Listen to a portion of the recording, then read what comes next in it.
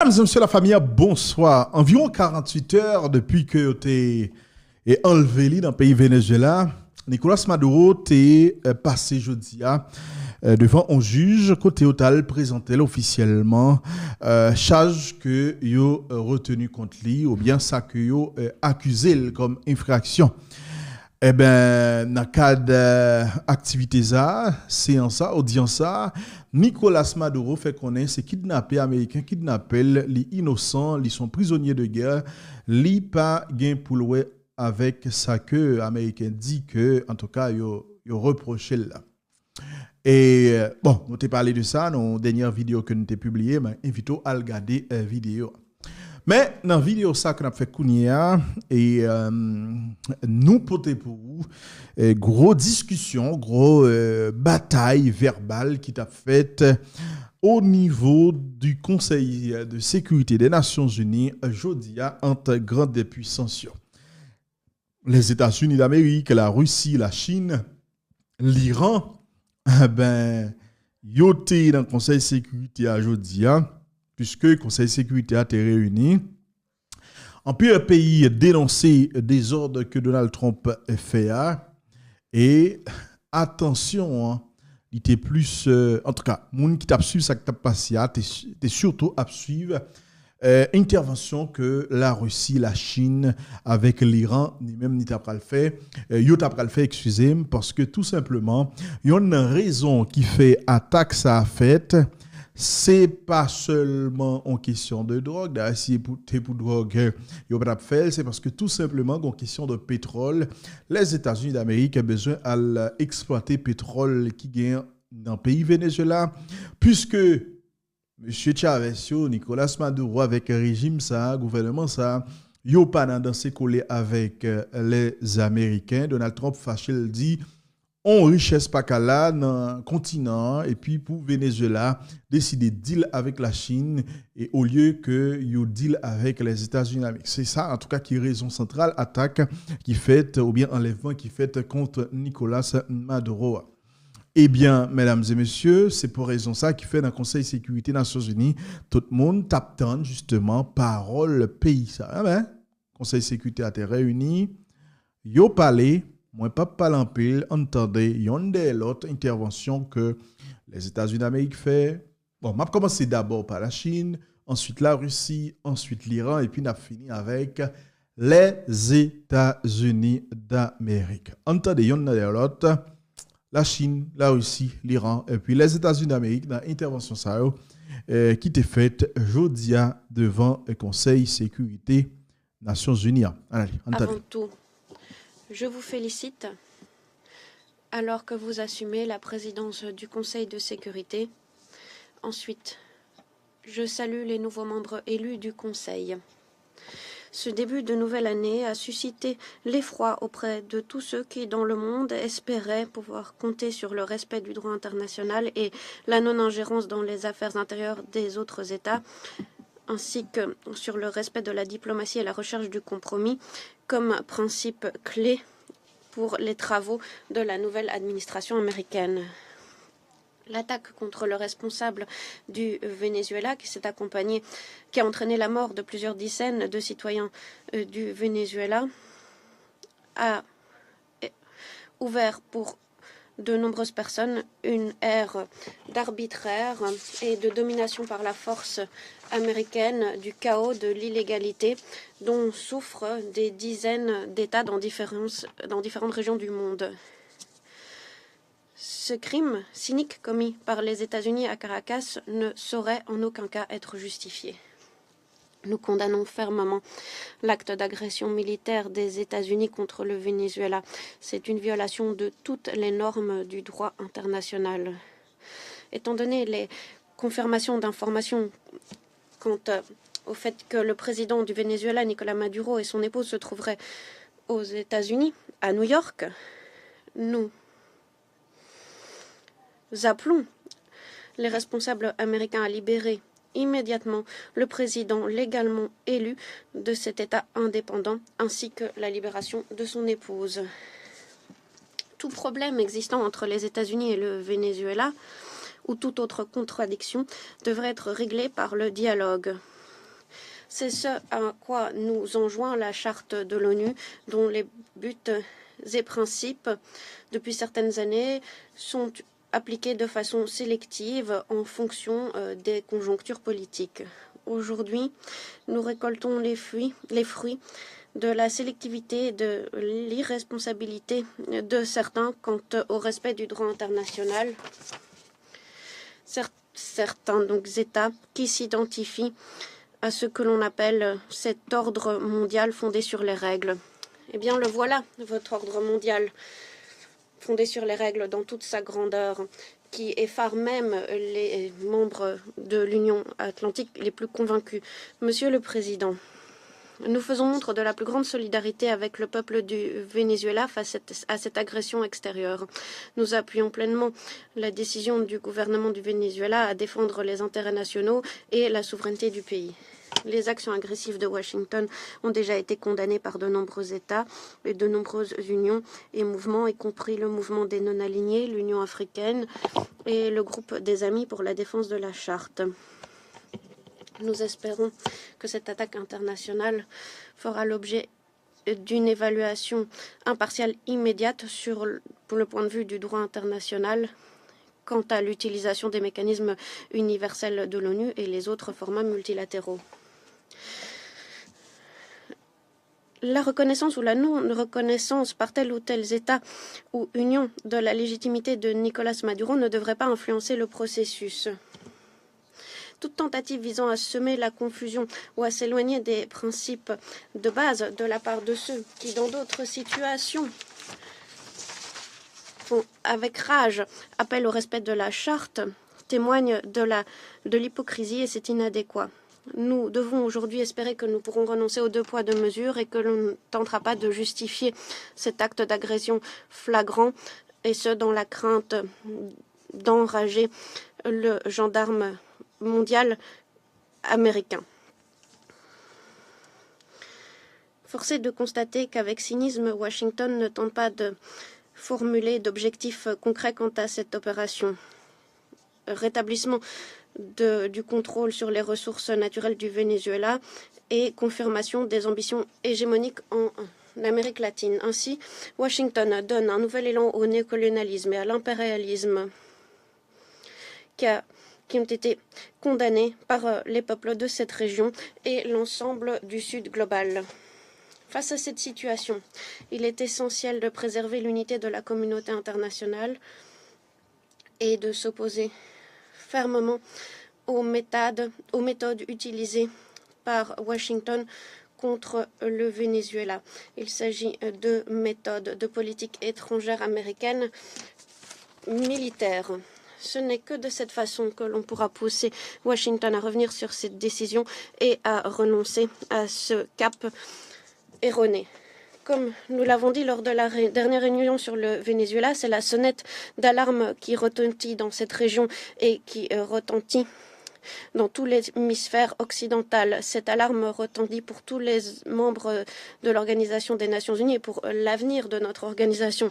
Faire fi de cette alarme, cela revient à renoncer à nos principe à autoriser de fouler aux pieds le droit international et de renoncer au comportement civilisé des États. Nous ne pouvons pas permettre aux États-Unis de s'octroyer le rôle de juge tout-puissant qui se donnerait le droit d'envahir des pays, de déterminer qui sont les coupables, de déterminer les sanctions, de les exécuter, en faisant fi de la juridiction internationale, de la souveraineté et de la non-ingérence. Est-ce à ce monde que nous aspirions lorsque nous avons célébré le 80e anniversaire de la Charte, quand nous avons souscrit à la déclaration de la présidence du Conseil de sécurité en la matière? Est-ce là l'objectif de la réforme de l'ONU à laquelle nous appelons tous, ou bien l'ONU et le Conseil de sécurité n'ont-ils aucune valeur et nous devons donner à Washington le blanc-seing pour diriger?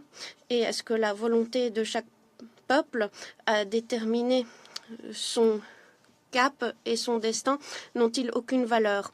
Voilà les questions auxquelles nous devons répondre aujourd'hui. Et si nos réponses sont sincère et fondée sur des principes, eh bien, alors peut-être les responsables américains qui ont déclaré vouloir diriger un pays en suivant les intérêts des États-Unis et bafouant par là même leur propre constitution, qui commence par les mots « Nous, le peuple des Nations Unies », pourront recommencer à reconnaître la souveraineté des autres États et ne pas s'atteler à faire des coups dans les régimes qui les dérangent. Merci. Je remercie la Fédération de Russie et je donne la parole à la Chine. Merci, Monsieur le Président. La Chine appuie l'organisation de cette réunion d'urgence quant aux frappes militaires américaines contre le Venezuela. Nous remercions la secrétaire générale adjointe Di Carlo pour avoir lu l'intervention du secrétaire général Guterres. J'ai écouté avec attention les différents intervenants. Nous saluons le représentant permanent du Venezuela et les représentants d'autres États qui participent à la réunion. Le 3 janvier, les États-Unis ont lancé des frappes militaires flagrantes contre le Venezuela.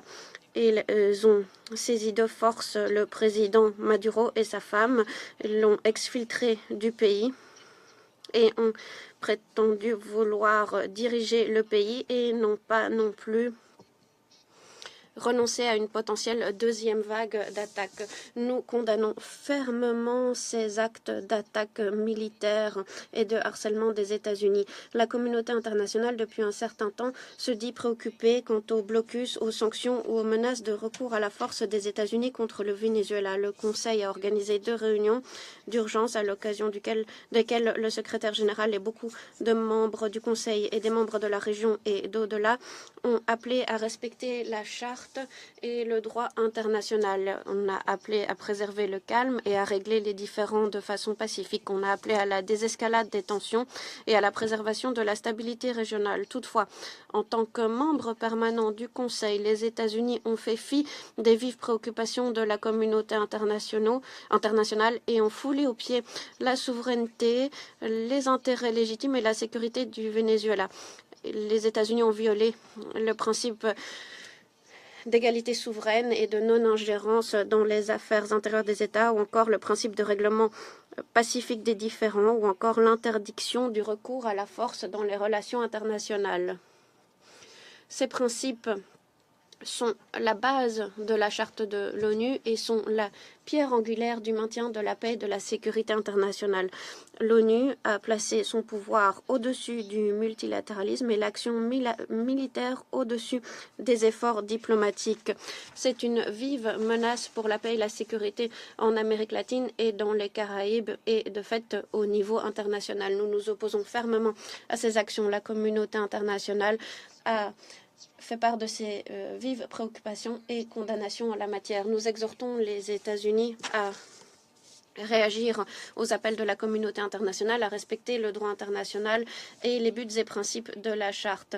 Il faut cesser de s'ingérer dans la souveraineté d'autres États, de tenter de renverser le dirigeant du Venezuela. Il faut faire le choix du dialogue et des négociations. Nous appelons les États-Unis à garantir la sécurité personnelle du président Maduro et de son épouse. Nous appelons à les libérer immédiatement. Nous appelons le Conseil à assumer sa responsabilité au premier chef de maintien de la paix et de la sécurité internationale. Nous appuyons tous les efforts déployés par le secrétaire général, les pays de la région et d'autres organisations qui contribuent à la promotion du dialogue et de la désescalade de la situation. Les leçons de l'histoire nous l'ont appris.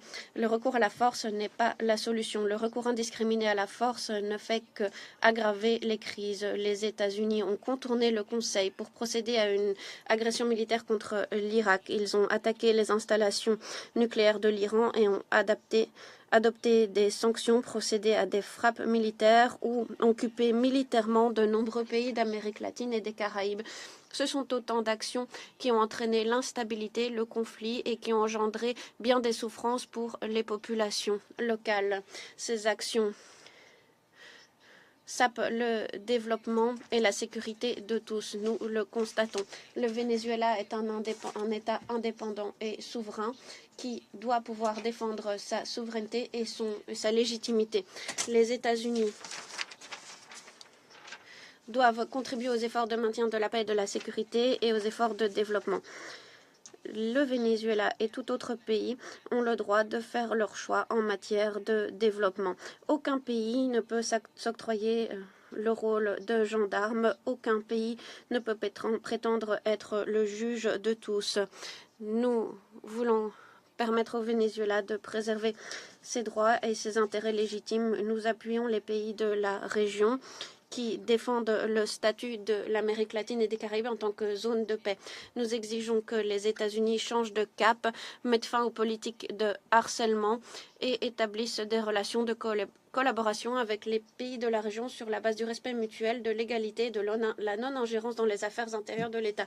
Nous sommes prêts à travailler avec les pays de la région et la communauté internationale pour renforcer la solidarité et la coopération, défendre la justice, préserver la paix et la stabilité en Amérique latine et dans les Caraïbes. Je vous remercie. Représentant de la République islamique d'Iran, au nom de Dieu, le compatissant, le miséricordieux, merci d'avoir convoqué cette réunion d'urgence importante.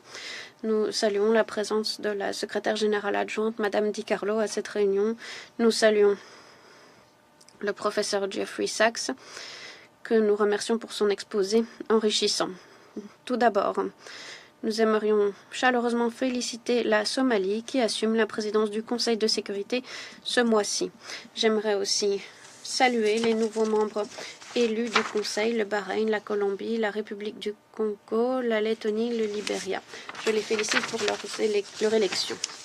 Monsieur le Président, la République islamique d'Iran souscrit à l'intervention prononcée par l'Érythrée au nom du groupe des Amis pour la défense de la Charte des Nations Unies et nous souhaiterions prononcer la déclaration suivante à titre national. Premièrement, la République islamique d'Iran condamne dans les termes les plus fermes l'attaque militaire menée par les États-Unis d'Amérique contre la République bolivarienne du Venezuela. Cet acte illégal est constitutif de terrorisme d'État. C'est une violation flagrante de la charte de l'ONU, plus particulièrement de l'article 2, paragraphe 4 et 2, paragraphe 7, et des normes obligatoires du droit international. Il s'agit là d'un acte international illicite et d'une agression à proprement parler. Cette agression militaire contre un État membre indépendant de l'Organisation des Nations Unies constitue une violation flagrante de la sécurité et de la paix régionale et internationale. Les conséquences pour le système international dans son ensemble seront immenses. Deuxièmement, l'enlèvement du président démocratiquement élu et de la première dame de la République bolivarienne du Venezuela par les États-Unis constitue une violation grave du droit coutumier international, y compris du principe d'inviolabilité des immunités octroyées aux chefs d'État et de gouvernement au titre du droit international. C'est là un affront à l'égalité souveraine des États. La République islamique d'Iran rappelle le droit du Venezuela à la légitime défense et nous soulignons la responsabilité des Nations Unies, notamment du Conseil de sécurité, à prendre des mesures immédiates pour mettre fin à cette agression illégale et garantir la reddition de comptes pour tous les responsables. Nous réaffirmons également notre plein appui à la population et au gouvernement légitimement élu de la République bolivarienne du Venezuela. Troisièmement, les États-Unis tentent de substituer leur législation nationale au droit international et à la Charte des Nations Unies. Cela devrait être une mise en garde pour l'ensemble de la communauté internationale. De telles actions illégales sapent les fondements même de l'ordre international fondé sur la Charte et créent un précédent périlleux que nous devons rejeter fermement. Cette soi-disant politique américaine de paix par la force revient à la loi de la jungle et à la loi du plus fort qui l'emporte sur l'état de droit. Si c'est toléré ou normalisé, notre système de sécurité collective établi par la charte serait dépourvu de tout sens. Quatrièmement, l'inaction et la paralysie du Conseil de sécurité face à des menaces explicites et des actes d'agression par les États-Unis créent un climat d'impunité dangereux.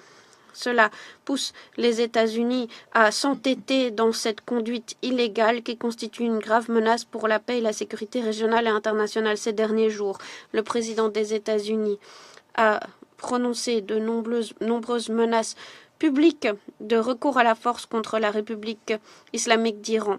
Une autre violation flagrante de l'article 2, paragraphe 4 de la Charte des Nations Unies. Dans le même temps, les États-Unis versent des larmes de crocodile pour le peuple iranien et prétend avec ironie de l'appuyer tout en continuant de s'adonner à des politiques d'intervention, de recours à la force et d'adoption de mesures coercitives unilatérales contre l'Iran.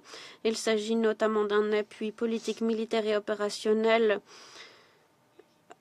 en faveur de la guerre d'agression conjointe menée par le régime israélien le 13 et le 24 juin 2025, ce qui a entraîné des pertes parmi la population civile et des attaques contre nos infrastructures. Il s'agit aussi de violations de nos droits fondamentaux. Nous réaffirmons notre droit légitime à la souveraineté, l'intégrité territoriale et la sécurité nationale et notre droit à protéger notre population de toute ingérence extérieure. Les États-Unis d'Amérique devront assumer leurs responsabilités quant ces menaces ou toute escalade qui pourrait s'en suivre. Enfin, nous rejetons fermement les allégations infondées et les références illégitimes prononcées contre l'Iran par le représentant des États-Unis d'Amérique. Les faits parlent plus fort que les discours et ne sauraient cacher la réalité. Merci. Je remercie le représentant de la République islamique d'Iran et je donne la parole Monsieur le Président, merci de présider cette réunion. J'aimerais vous remercier, Madame Freitas, pour votre exposé. Et j'aimerais indiquer que Madame Freitas est en exil. Elle a dû fuir ce régime. Merci pour votre courage. Merci d'avoir fait la lumière sur les véritables atrocités commises par le régime illégitime de Maduro. Ce week-end, les États-Unis ont mené avec succès une opération de mise en œuvre de la législation chirurgicale avec l'aide de l'armée militaire, de l'armée des États-Unis contre 2 fugitifs internationaux, le terroriste narcotrafiquant Maduro et Cilia Flores. Chers collègues, Nicolás Maduro est responsable d'attaques contre le peuple des États-Unis. Il est responsable de déstabilisation de l'hémisphère occidental. Il procède à une répression illégitime du peuple du Venezuela. Comme le secrétaire d'État Rubio l'a dit, il n'y a pas de guerre menée contre le Venezuela ou sa population. Nous n'occupons pas de pays. Il s'agissait bel et bien d'une opération de mise en œuvre de la législation afin d'appliquer un mandat en vigueur depuis plusieurs années. Nous avons arrêté un trafiquant qui va maintenant être jugé aux États-Unis conformément à l'état de droit pour les crimes qu'il a perpétrés contre notre population depuis 15 ans. Les premières actions ont été prises en 1991 contre Manuel Noriega, qui a été arrêté, inculpé, condamné par un tribunal qui a purgé sa peine en prison aux États-Unis et au Panama. Le peuple du Panama, le peuple américain sont aujourd'hui dans une plus grande sécurité et indubitablement, toute la région est plus stable. Cette mesure de mise en œuvre de la législation a été menée en conformité aux responsabilités du président américain qui doit protéger les citoyens américains dans le pays et à l'étranger de crimes qui ont fait des milliers de victimes américaines et qui ont déstabilisé l'ensemble de notre hémisphère. Nicolás Maduro et son épouse ont été exfiltrés aux États-Unis pour y être jugés. Maduro a été inculpé par un grand jury dans le district sud de New York et il doit faire face à des crimes graves en raison de ses efforts visant à procéder à du terrorisme, au trafic de stupéfiants, au trafic de cocaïne et d'autres stupéfiants, mais aussi en raison de trafic d'armes. Les nombreuses preuves de ces crimes seront présentées au public lors des poursuites pénales. Chers collègues, Maduro n'est pas simplement un trafiquant inculpé, c'était aussi un soi-disant président illégitime, ce n'était pas un chef d'État. Voilà des années que Maduro et ses alliés manipulaient le système électoral du Venezuela pour préserver leur pouvoir. Il y a 2 ans, en 2024, un groupe d'experts des Nations Unies avait déterminé que les élections cette année-là étaient une vaste manigance et ne répondait en aucun cas aux normes les plus fondamentales pour être considérées comme des élections crédibles. Donc l'ONU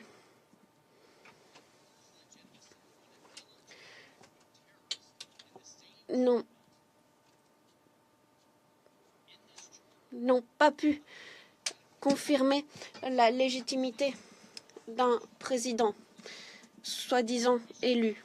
Dans le cas contraire, de quelle organisation pourrions-nous parler? Bien des nations, y compris l'Union européenne, y compris certains pays d'Amérique latine, et évidemment les États-Unis, donc plus de 50 pays avaient déjà rejeté la légitimité des élections de Maduro suite aux élections contestées de 2024 et ne l'avaient donc pas reconnu comme président légitimement élu du pays. Maduro a refusé de renoncer au pouvoir de façon légitime après que la population l'a rejeté lors des élections. Donc Maduro était un fugitif.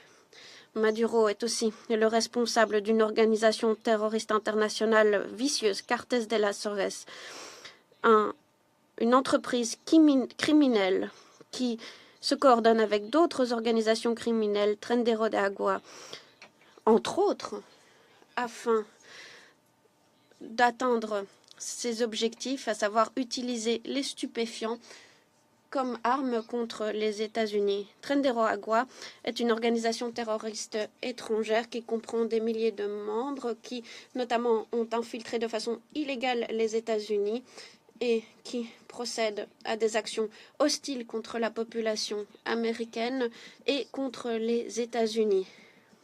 Ce sont des criminels qui terrorisent la population, qui s'adonnent au meurtre, aux enlèvements, à l'extorsion et au trafic de personnes, au trafic d'armes et au trafic de stupéfiants. Notre administration, l'administration du président Trump, ne l'acceptera jamais. En mars 2025, le président Trump a déclaré que Trendero Agua procédait, et je cite, à des actions hostiles et procédait à des activités de guerre illégitimes contre le territoire des États-Unis et avec l'appui du régime du Venezuela. Maduro et ses affidés ont procédé à l'appui des trafiquants de stupéfiants de la région depuis des décennies. Ils ont contribué à l'arrivée en masse de stupéfiants aux États-Unis, soit plusieurs milliers de tonnes chaque année. Il s'est enrichi, il est devenu incroyablement riche aux dépens de la misère de nombreux Américains, Vénézuéliens et autres. Il a contribué et il a facilité des organisations terroristes telles que le Hezbollah. Il s'est coordonné avec des responsables iraniens corrompus et d'autres acteurs malveillants pour influencer non seulement la région, mais aussi pour influencer les États-Unis. Dans le rapport de 2025 sur les stupéfiants, l'ONU-DC identifiait le Venezuela comme voie de trafic majeur de stupéfiants, avant tout la cocaïne qui entrait aux États-Unis et de plus en plus maintenant en Europe. Comme l'a dit le secrétaire d'État Rubio hier, nous sommes ici dans l'hémisphère occidentale. Et nous n'allons pas permettre que notre région soit utilisée comme zone d'opération par des adversaires ou des rivaux des États-Unis. Le Venezuela ne peut pas devenir la base d'opération de l'Iran, du Hezbollah, des services de renseignement de Cuba ou d'autres acteurs malveillants. Nous ne pouvons pas nous permettre que ces vastes réserves d'énergie soient contrôlées par des adversaires des États-Unis et soient contrôlées par des dirigeants illégitimes sans bénéficier à la population du Venezuela alors que ces ressources sont accaparées par une poignée de privilégiés. Mais ce n'est pas la fin. Les États-Unis et des organisations de défense des droits humains ont publié des rapports confirmant de nombreuses violations des droits humains perpétrées par le régime de Maduro, telles que des exécutions arbitraires, des détentions politiques, la torture ou encore la détention arbitraire et illégale. Plus de 8 millions de Vénézuéliens ont dû fuir le pays, ce qui a déstabilisé les pays voisins de la région et a entraîné la plus grande crise de réfugiés de la région. Mesdames et messieurs les membres du Conseil, chers collègues, les États-Unis veulent un avenir meilleur pour le Venezuela. Nous sommes convaincus qu'il est possible de garantir un avenir meilleur pour la population du Venezuela, pour la population de la région et du monde, et ce, en stabilisant la région et en faisant de cette région qui nous abrite une région plus sûre. Voilà pourquoi des millions de Vénézuéliens qui ont fui ce régime brutal se sont félicités à travers le monde alors que notre organe ici émet des jugements. Et ce, y compris dans mon État en Floride qui accueille des milliers de personnes qui ont dû fuir la brutalité de ce régime. Je vous le rappelle, le président Trump a donné sa chance à la diplomatie. Il a fait de nombreux appels et d'offres à Maduro. Maduro a refusé d'y répondre. Le président Trump a été clair, ce narcoterrorisme devait prendre fin. Ce n'a pas été le cas. Les États-Unis ne renonceront jamais à protéger les Américains du narcoterrorisme, et ce, dans notre quête de liberté, de justice pour ce grand peuple qu'est le peuple du Venezuela. Je vous remercie.